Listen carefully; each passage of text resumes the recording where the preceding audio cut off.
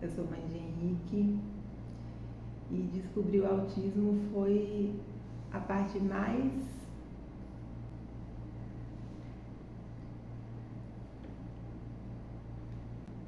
foi bem difícil, bem complicado, porque eu não sabia nada sobre isso. Eu já tinha ouvido a palavra autismo, eu já tinha visto a manchete de uma reportagem, mas nem a reportagem eu cheguei a ler. E era a imagem de uma criança sentada de costa e a chamada era que o pai dele viajava o mundo com ele para ele conhecer outros espaços e tal. Quando eu descobri o autismo foi um susto, porque eu não sabia nada sobre autismo. Eu sabia da palavra e sabia que era na minha cabeça era um comportamento, é como se fosse uma grande timidez. Eu já tinha visto uma matéria, mas assim, uma chamada da matéria, não cheguei a ler nada. E nessa matéria o pai da criança viajava o mundo para ele conhecer lugares diferentes porque ele era autista. E aí aquela palavra ficou em mim, eu era muito nova, eu devia ter uns 18, não sei. Mas aquela palavra ficou em mim, de tempo em tempo eu lembrar dessa chamada, mas eu nunca li, nem pesquisei, nem me interessei, nem nada. E aí quando meu filho nasceu, tá tudo normal, ele foi desenvolvendo normal. E quando chegou perto de 1 ano e 7 meses, 1 ano e 8 meses, ele começou a ter uma regressão que não fazia sentido ali com nada. Muita coisa eu não percebia, só comecei a perceber depois, quer dizer, eu identifiquei, não percebi, eu identifiquei depois que eu comecei a estudar. Eu disse, aquilo que já acontecia já era um sinal, mas eu não fazia ideia. Mas ele teve introdução alimentar normal, já falava algumas palavras, já pedia água, falava pai, mãe. O básico ali que a gente vai esperando, né? Tem na caderneta de vacinação, dentro daquele tempo estava tudo ok. E aí chegou 1 ano e 7 meses, ele começou a regredir. Com 1 e 8, ele teve um apagão que parecia que não tinha ninguém dentro do corpo dele. Ele vagava pela casa. A gente chamava o nome dele, ele não atendia, mas como eu não tinha contato com crianças, né, bebê há muito tempo, meus sobrinhos já eram todos adultos, e trabalho, eu muita coisa eu não achava que tinha algum problema. Algumas pessoas começavam a falar que ele era tímido, que era da fase da idade, que aquela timidez ia passar, tal, mas que bom, ele é quietinho, não dá trabalho. E a gente gosta, né? Pessoal, estou fazendo um bom trabalho aqui, estou educando bem, meu filho se comporta bem nos lugares, não incomoda e tal. Só que aí foi ficando num ponto que ele nem olhava para mim mais. Nem banho, nem intervenção, nem brincadeira, nada. Ele não olhava para mim, parecia que eu era inimiga dele. Se eu sentasse do lado dele, ele automaticamente levantava. Começou a repelir a gente assim. E aí eu já tinha a questão da fala, né, que tinha regredido, já tinha a questão da alimentação que tinha regredido, voltou para a mamadeira. Assim, depois de uma dentição, uma troca, ele voltou para a mamadeira. Aí cheguei na nutricionista, ela falou que ele era preguiçoso, que eu também era, que eu não podia ficar acomodada, né, dando mamadeira, que eu tinha que fazer a alimentação que meu filho precisava e que tinha que deixar ele sem comer. As pessoas super experientes, né, aula focada nesse assunto. Eu acredito que tem um semestre que é só para falar isso, ó. Esse semestre aqui é de culpar a mãe por tudo que dá errado. Presta atenção que vocês vão precisar. E eu fiz ainda, eu cheguei a deixar ele sem almoço e na hora da merenda eu não é possível que ele chegar com 18 anos sem comer. Eu não tenho coragem de deixar ele 2 refeições sem comer nada. Aí eu fiz, eu vou dar uma mamadeira e vou fazer o que... Vou continuar tentando até ver como é que a gente resolve isso. Com certeza ele não vai ficar adulto tomando mamadeira. E comecei a estudar, né? Internet, graças a Deus. E aí o Dr. Google vai mostrando as coisas pra gente. Eu cheguei num artigo do Dr. Drauzio que dizia, a ausência da fala não é o problema, mas se vier acompanhado desses outros sintomas, é um alerta e pode ser, aí tinha algumas referências lá que podia ser. Aí na do autismo o Henrique gabaritou, encheu a lista toda. Foi um susto. E agora? Não sei nada do que é autismo, não vai ser autismo, claro que não é autismo. E aí eu fui estudando, vendo vídeo e lendo artigo. Na época não tinha tanta coisa no YouTube, pelo menos não do jeito que eu pesquisava, né? Não encontrava tanta coisa, mas tinha muito artigo. E aí eu lia, e quanto mais eu buscava um não, mais eu tinha certeza, mais eu me atolava, eu tinha certeza que era assim. E aí eu falei com uma amiga minha de Irecê, que ela tem uma filha especial, e pedi ajuda. Eu disse, onde é que eu vou? Ela já tinha me dito que na APA. Eu disse, não, na APA é só o síndrome de Down. E me vozes na minha cabeça, que eu não sabia nada. E aí minha tia fez, eu acho que é na APA. Eu falei, não, não é. Aí procurei na internet, era CAPS. Aí, mas eu não queria ir no CAPS. Aí eu não queria ir no CAPS, porque CAPS, né? Meu filho não ia ser CAPS. E aí eu liguei pra ela fez, e já levou ele a algum lugar? Eu fiz, não, eu não conheço ninguém, eu não sei nem com quem que eu converso sobre isso. Aí ela fez, vem pra cá, eu tenho uma amiga psicóloga e a gente combina com ela e ela dá uma olhada pra ver e te dá te conversa contigo, te ajuda de alguma forma. E aí eu fui no final de semana, quando a psicóloga avaliou, ela fez uma avaliação bem completa mesmo, assim, com uma escala. Mostrava objetos e fazia tentativas e fazia umas amostragens lá e anotava. Foi bem profissional e bem completa para ser uma coisa assim primeiro que ela não me conhecia e foi uma amiga que pediu para outra amiga, sabe? Visto todas as consultas que eu paguei e que era formal, para mim até hoje foi a mais completa.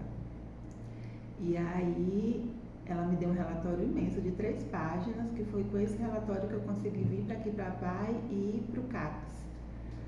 Na época que eu vim aqui para a PAI, aí ele passou pela triagem, teve os primeiros atendimentos com o psicólogo, o fono, com a psiquiatra, e depois veio o neuro, e depois ele conseguiu vaga aqui no CAI, que aí foi quando mais ele conseguiu um atendimento assim contínuo.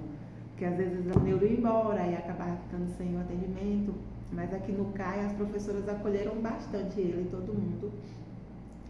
E eu acho que ele se sentia mais num lugar que ele podia ser, que ele quisesse, até do que em casa. Porque mãe, né? A gente dá uns gritos, a gente manda parar de mexer nas coisas, derrubar as coisas, quebrar as coisas, é que o povo deixava ele ser feliz. Pintar as paredes. E eu sentia que ele era muito mais livre aqui e que a Procarine me mandava fotos dele pintando assim a parede revestida de papel e ele tão feliz e tão à vontade. E aí tava tudo fluindo muito bem. A primeira professora dele na escola regular também foi maravilhosa e ele tava vindo numa crescente assim que não tinha como usar nada errado. Veio a pandemia. E aí, esses 2 anos em casa, teve uma regressão muito grande, principalmente de comportamento. Ele perdeu completamente a socialização dele com o mundo externo, só tinha eu e deu tudo errado. Ai, meu Deus. Foi uma época mais difícil, eu acho, do que o começo, porque quando a gente está descobrindo ali, né, a gente vai andando junto, vai descobrindo enquanto as coisas acontecem. Quando a gente já está num lugar que a gente diz, ok, tá tudo bem, e daqui é só para cima, e que a gente tem que descer, meio que a gente não acerta mais, meio que a gente não aceita também.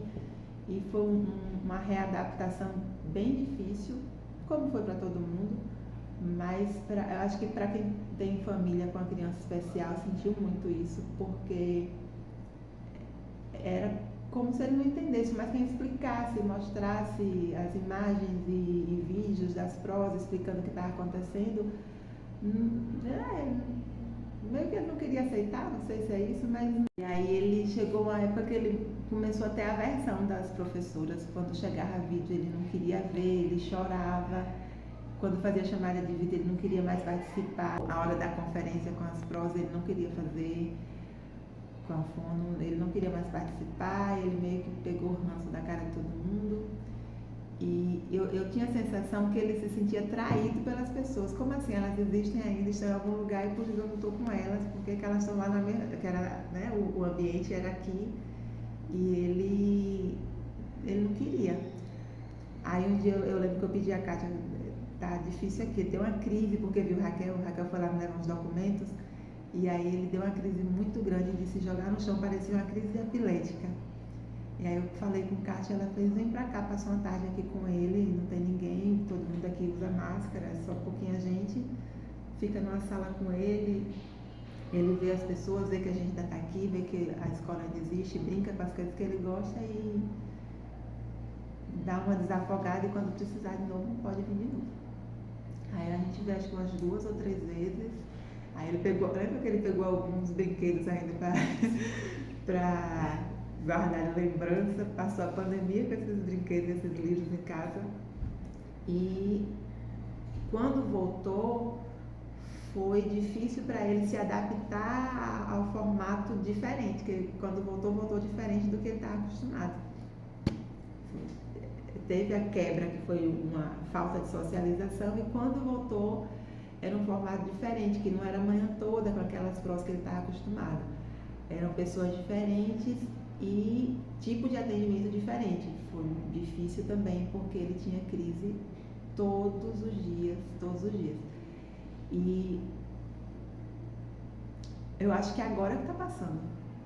A pandemia foi 2020, 2021 foi mais ou menos, 2022 foi dificílimo e eu acho que agora, só agora que está começando a ajustar aquele, não sei se é porque ele voltou para a pro dele da época, não sei, mas eu sinto que agora que ele está meio que aceitando toda essa transformação, mesmo com um formato ainda não idêntico ao de escola, né, como era antes, que é a terapia quebrada que eu falo,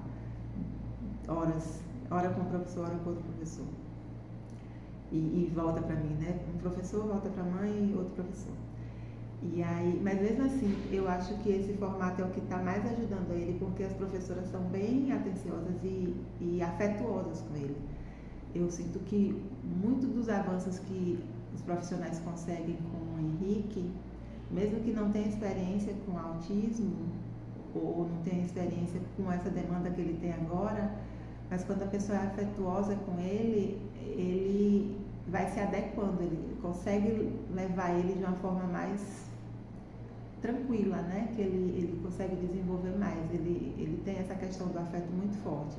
Quando a pessoa é carinhosa com ele e demonstra atenção e interesse no que ele está demandando ali, eu sinto que ele dá uma resposta. Ano passado teve muita crise de rua, assim, de qualquer coisa, esperar ônibus, às vezes um barulho que eu nem estava percebendo, já incomodava.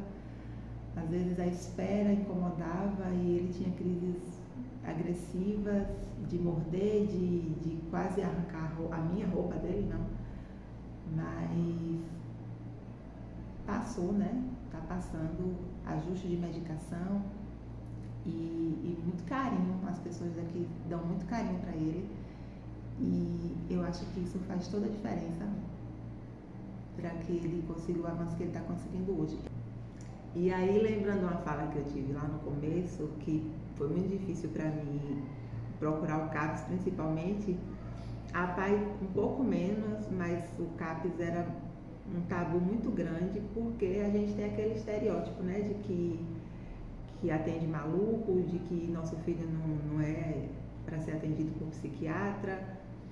E foi o melhor passo que eu dei, foi ter procurado as instituições que sabem o que está fazendo, que tem profissionais sérios tanto para apoiar a família, quanto para medicar e assistir a criança. E quanto mais cedo a gente faz isso, mais avanços.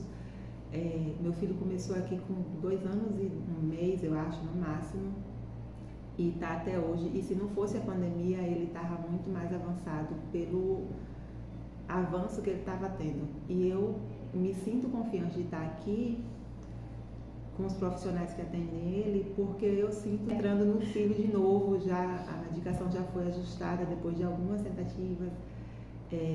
Eu sinto que agora, no último mês, ele já está equilibrado, ele já consegue ficar, né, para a terapeuta ajudar ele, né, para os professores ajudar ele, porque antes ele não conseguia nem parar para ouvir o que a gente estava falando. E em casa a gente não resolve nada, gente. Por mais que a gente estude, por mais que a internet tenha bastante coisa que dá um norte pra gente, se a gente não tiver um profissional do nosso lado. Claro que é bom conhecimento pra gente até encontrar profissionais melhores pro nosso filho, mas ficar em casa nunca, jamais será a saída. A gente precisa procurar instituições que assistam as crianças direito, com bons profissionais, uma equipe boa e que acolha, né, a família, né, a nossa criança, a gente. Aqui a gente, as mães, né, conversam, se apoiam, a sua dor às vezes é a minha dor, ou já passei por essa dor e já posso dizer, ela vai passar também, estou aqui, vamos se abraçar e vai dar tudo certo. Quando a gente não aguenta, sempre tem alguém que diz, não, vamos, vai dar certo. Aqui eu me encontro, eu me sinto acolhida. Desde que eu cheguei na pandemia, foram as pessoas que me acolheram, foram as pessoas que eu sabia que eu podia contar.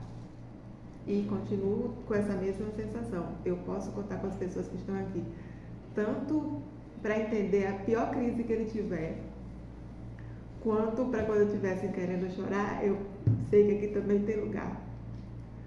Foi a frase que eu ouvi lá no começo, aqui tem lugar para vocês.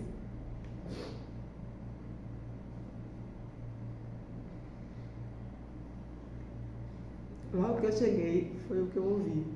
Aqui tem lugar para o seu filho e aqui tem lugar para você. E tem mesmo. Aqui a gente é acolhida, aqui a gente pode chorar, a gente pode ser a mãe atípica, com os defeitos que a gente tem, com as dificuldades que a gente tem, que a gente vai ter o consolo que a gente precisa. Eu tenho essa segurança aqui na Pai.